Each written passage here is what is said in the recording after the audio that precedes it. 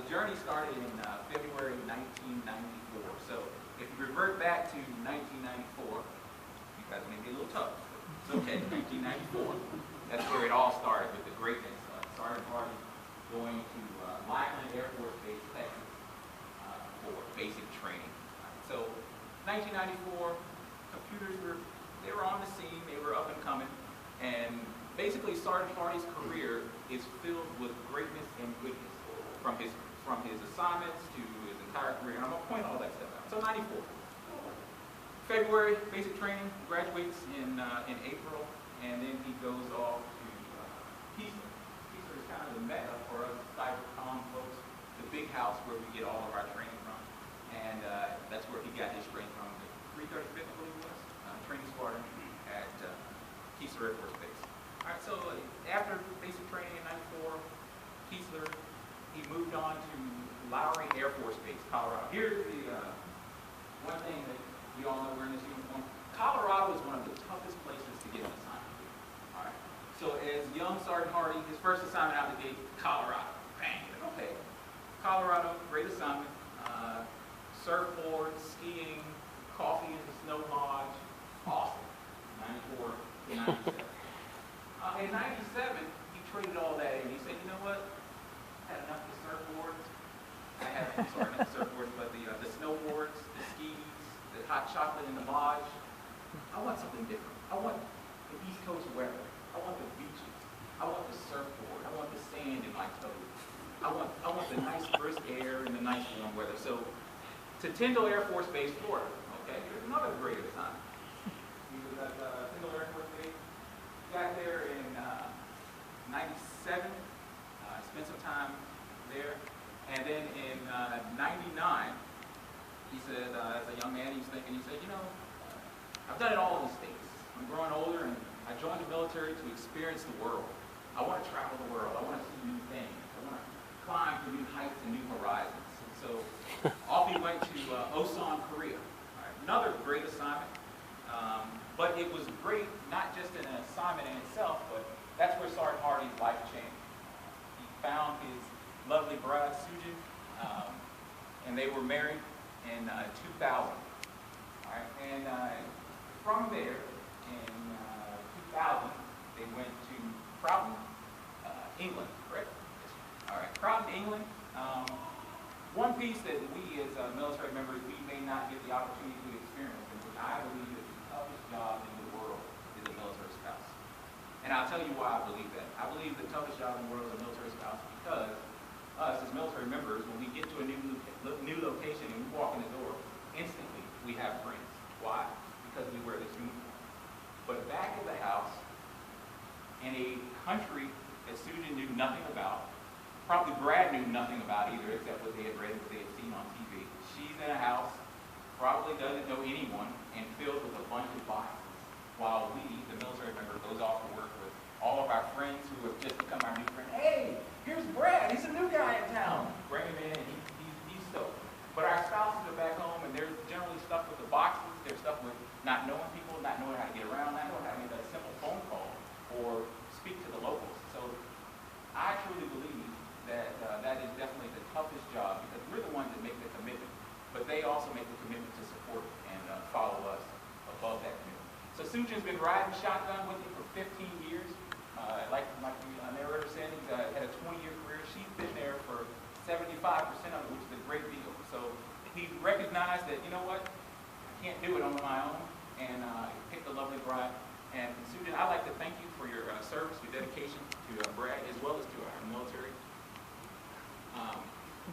So from England, in 2000, he went to Davis-Monthan Air Force Base. All right.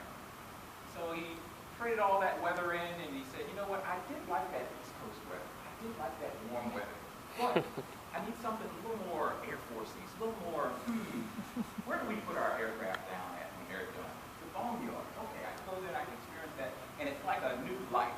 You get to see all those things. So a touristy place, I like to think of it as, Davis-Monthan. And he was, not so much. Okay. He was at Davis-Monthan until 2007. life happened in 2006. Brad became a father, and that's his lovely daughter Mia. She was born in 2006 at Davis-Monthan in Arizona. So life changed a little bit more there. So from Davis-Monthan, he said, okay, I've had the sunny weather again. That was great, but I also enjoyed being overseas. So as we know, in the military, another one of the tough assignments to get in the military is Germany. So, yes, right, that's the assignment for us. Stuttgart, Germany. So away he went to Stuttgart, Germany. He was there for a couple years, and another shining point in his life. Sergeant Hardy became a father once again to his son, his namesake, Michael. Awesome. And from there, he was there until 2009, and then he came to us here at Shaw. I've had the privilege and the honor to work with Sergeant Hardy during that time that he has been here at Shaw, and it's been a privilege to me. But I did go through his records, and I wrote this down because I did not want to misquote it. And these are things that other folks said, not me, because I can stand up here and speak all day about great things about Sergeant Hardy. But I wrote down a few that I noticed as I went through his records, and it said, pride in work. Okay?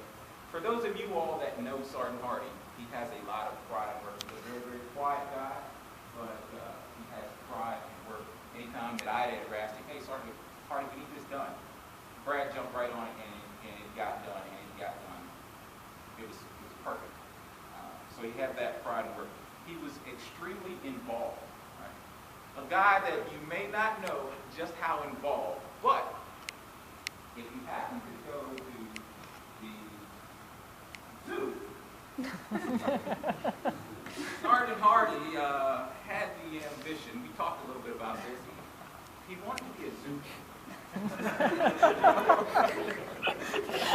And based on his military career, anything he wanted and anything where he wanted to go, it was there. So be on the lookout when you're at South Carolina. Just maybe one of your zookeepers. Sorry, me the music plug. All right. Reliable. Extremely, extremely reliable. I'm just going to go straight down here. And as I read these all, I'm sure many of you and every one of you can relate to at least 3 of these, if not all of them that I'm going to read. So reliable, dedicated and hardworking, selfless, and this is the one that really caught me. Quality of work reflect professional standards. Wow. And that was Sergeant Hardy in itself, in a nutshell. Zookeeper, surfer, skier, did it all. Very, very quiet, very, very humble man. And what he meant to me as a sounding board, as a director of operations when he came over to ops, it was awesome. A guy that I could call in the office and he could pretty much just tell me how it is. He said, yeah, not so much like that, sir. I think we need to do this.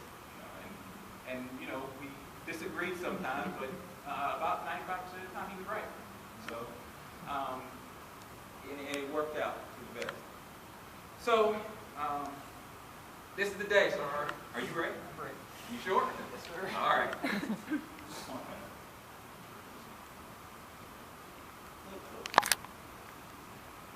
That it was the best security inspection they had ever had in A6 since they could keep records. That's Master Sergeant Hardy.